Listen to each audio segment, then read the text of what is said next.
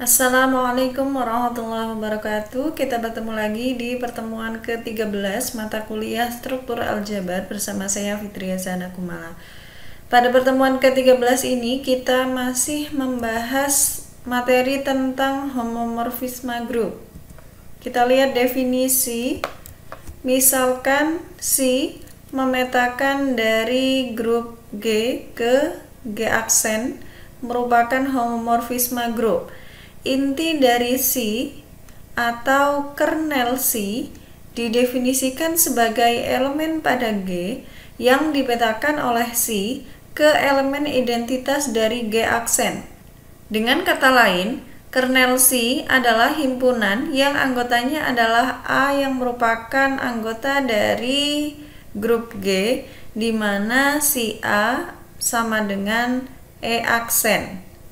Jadi misalkan di sini ada grup G yang dipetakan ke grup G aksen oleh pemetaan C, maka semua elemen dari G yang dipetakan ke elemen identitas dari G aksen ini jika kita kumpulkan dalam satu himpunan, maka himpunan tersebut disebut sebagai kernel C. Selanjutnya akan kita bahas teorema. Jika C memetakan dari grup G ke G aksen merupakan homomorfisme grup, maka kernel C adalah subgrup dari G. Jadi di sini grup G yang dipetakan ke G aksen, C-nya adalah homomorfisme.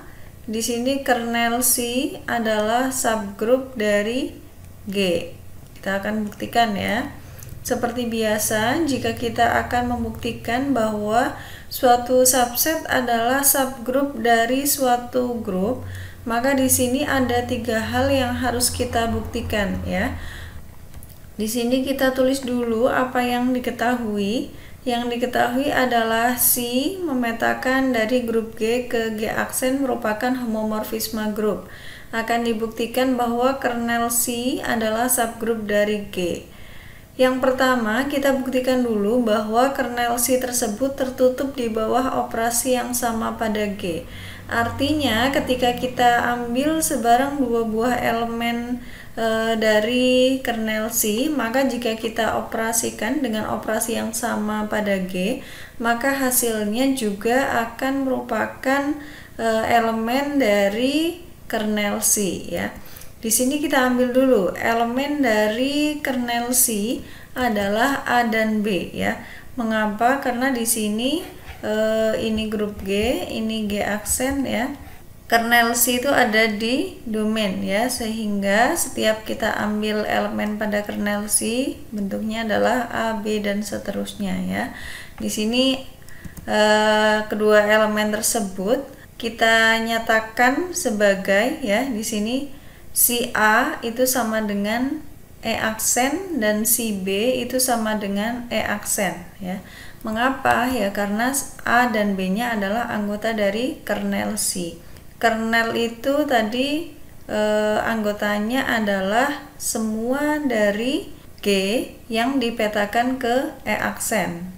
Jadi di sini A dipetakan ke E aksen, B juga ke E aksen ya. Sehingga di sini si A itu sama dengan E aksen dan si B-nya juga sama dengan E aksen. Nah, di sini karena si tersebut homomorfisme, maka kita bisa tuliskan di sini si A dikali B itu sama dengan si A dikali si B. Si A itu tadi adalah E aksen dan si B-nya juga E aksen. Ketika kita kalikan di sini E aksen dikali E aksen, maka hasilnya adalah E aksen. Nah, selanjutnya di sini karena si A dikali B tersebut hasilnya adalah E aksen, kita lihat di sini ini A dikali B ya, juga dipetakan ke E aksen, maka artinya apa ya? Artinya di sini A dikali B tersebut adalah juga merupakan anggota dari kernel C. Nah, di sini terbukti bahwa kernel C ini tertutup di bawah operasi yang sama pada G ya. Mengapa? Karena di sini setiap kita ambil sebarang dua buah elemen di kernel C, yaitu A dan B, maka jika kita kalikan, yaitu A dikali B, itu juga akan terletak di kernel C ya, dengan operasi yang sama pada G. Setelah kita buktikan bahwa kernel C itu tertutup di bawah operasi yang sama pada G, maka yang kedua di sini akan kita buktikan bahwa elemen identitas pada G, yaitu E, itu terdapat pada kernel C. Nah, kita misalkan nih, elemen identitas dari G adalah E dan elemen identitas dari G aksen adalah E aksen ya. Jadi di sini saya gambarkan elemen identitas dari G itu E ya, dan elemen identitas dari G aksen adalah E aksen. Nah, kita ambil sebarang elemen pada G aksen. Elemen dari G aksen bentuknya adalah si A. Nah, karena si-nya ini homomorfisme, maka kita bisa tuliskan ya, si A dikalikan dengan si E. Maka kita bisa tuliskan seperti ini ya, si A dikali E. Ini karena si-nya tadi homomorfisme. Dan karena A dikalikan dengan E itu sama dengan A ya. Setiap elemen dikalikan dengan elemen identitasnya adalah hasilnya elemen itu sendiri ya. Sehingga kita bisa tuliskan si A ini sebagai perkalian antara si A dengan elemen identitas pada G aksen, yaitu E aksen. Dan di sini ketika kita balik, si E dikali si A itu hasilnya adalah sama dengan si E dikali A. Dan karena E dikali A ini sama dengan A ya, setiap elemen identitas dikalikan dengan suatu elemen, maka hasilnya adalah elemen itu sendiri. Maka si A ini bisa kita nyatakan sebagai E aksen dikali si A. Nah, di sini kita gunakan hukum kanselasi ya. Kita tahu si A dikali si E sama dengan si A dikali E aksen. Kita coret ya yang sebelah kiri ini, sehingga si E ini sama dengan E aksen. Begitu juga yang bawah nih, si E dikali si A sama dengan E aksen dikali si A ya.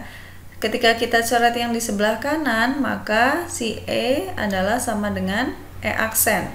Dengan kata lain, di sini terbukti bahwa E-nya ini adalah anggota dari kernel C.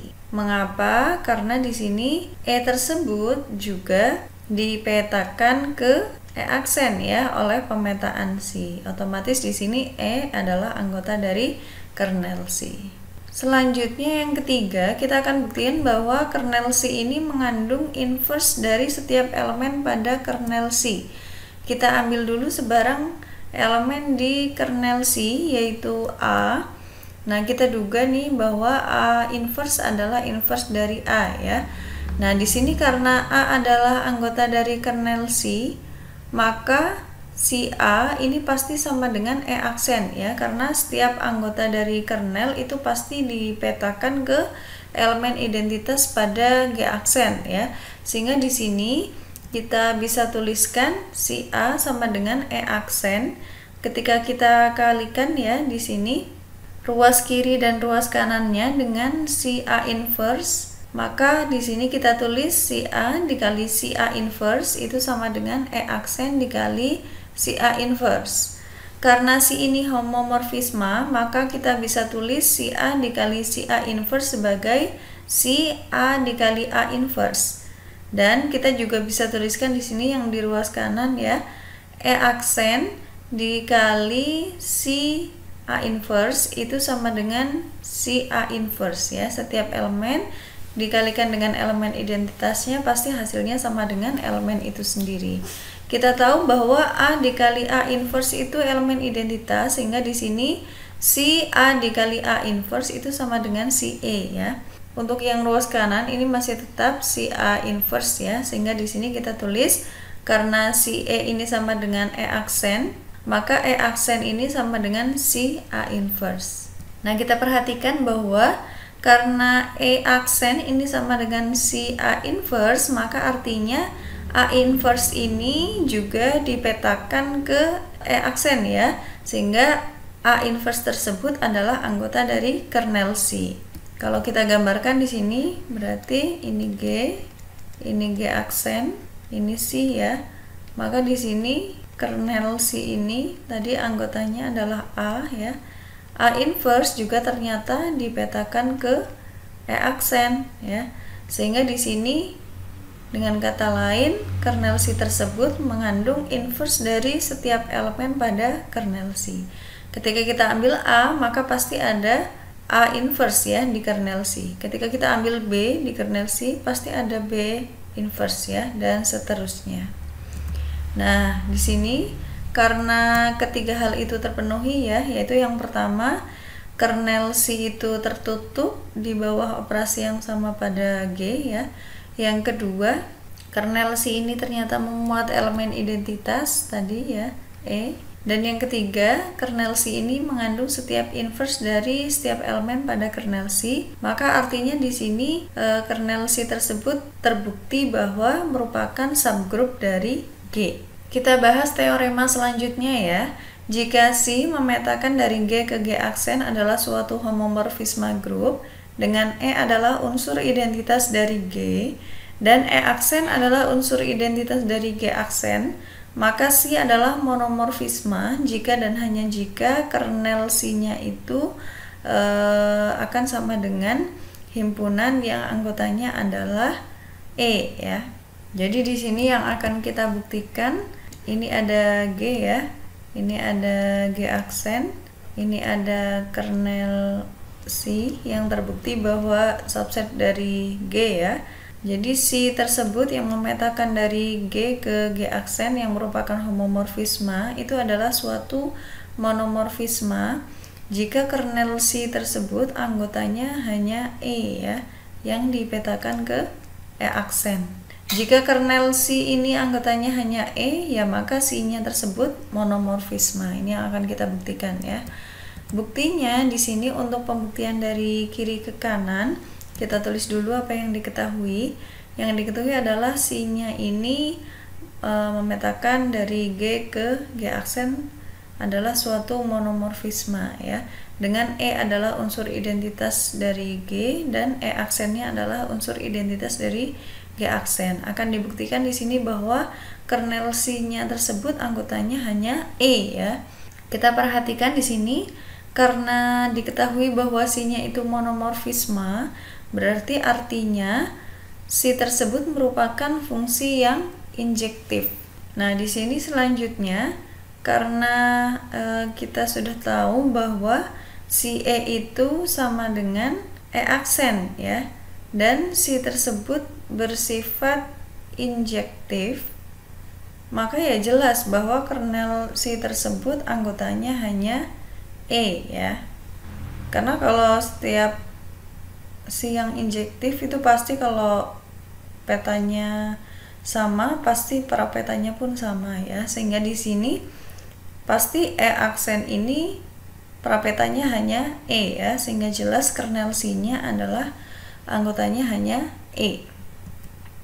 Untuk pembuktian ke kiri di sini tulis dulu apa yang diketahui, yaitu C adalah pemetaan dari G ke G aksen adalah suatu homomorfisme grup ya. Kernel C-nya sama dengan himpunan yang anggotanya adalah E, dengan E adalah unsur identitas di G dan E aksen ini unsur identitas di G aksen. Nah, kita akan buktikan bahwa C tersebut adalah suatu monomorfisme.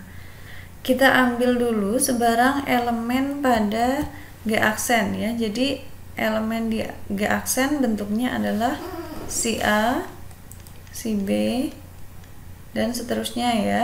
Di sini kita ambil dua buah elemen sebarang di G aksen di mana si A dan si B-nya itu sama. Nah, kita sini tuliskan si A sama dengan si B. Lalu kita kalikan di sini ruas kiri dan ruas kanannya dengan inverse dari si B. Kita tuliskan si A dikali inverse dari si B itu sama dengan si B dikali inverse dari si B. Kita sudah buktikan minggu lalu bahwa inverse dari si B adalah si B inverse. Sehingga kita tuliskan di sini yang di ruas kiri adalah si A dikali si B inverse. Yang di ruas kanan di sini setiap elemen yang kita kalikan dengan inverse-nya hasilnya adalah elemen identitasnya ya.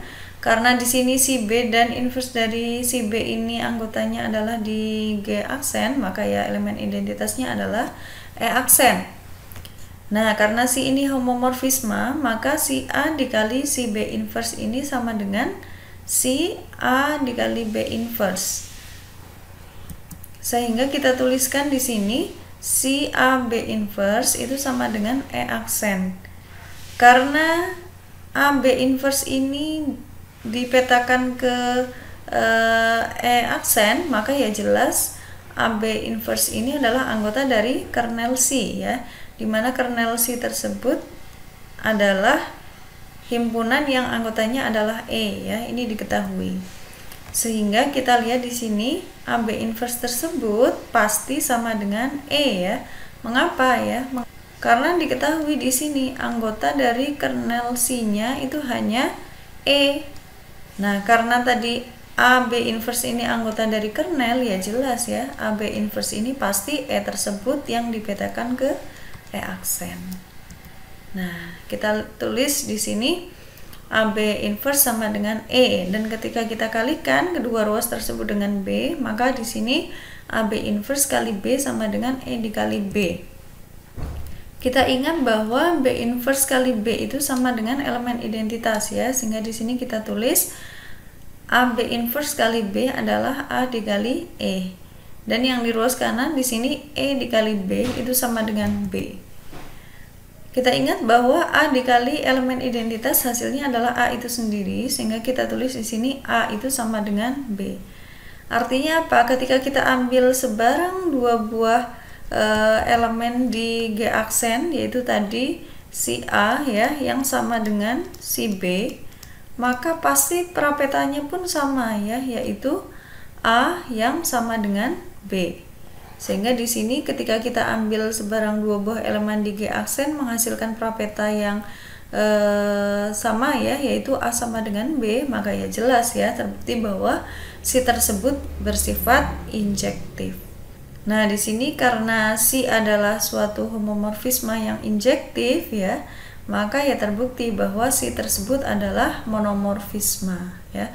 Karena monomorfisme adalah homomorfisme di mana pemetaannya adalah bersifat injektif. Di akhir perkuliahan ke-13 ini terdapat tugas yang harus diselesaikan. Silakan dikerjakan dan dikumpulkan dalam Google Classroom. Sekian pertemuan ke-13, kita bertemu lagi minggu depan di pertemuan ke-14. Mohon maaf apabila terdapat kesalahan. Terima kasih atas perhatiannya. Wassalamualaikum warahmatullahi wabarakatuh.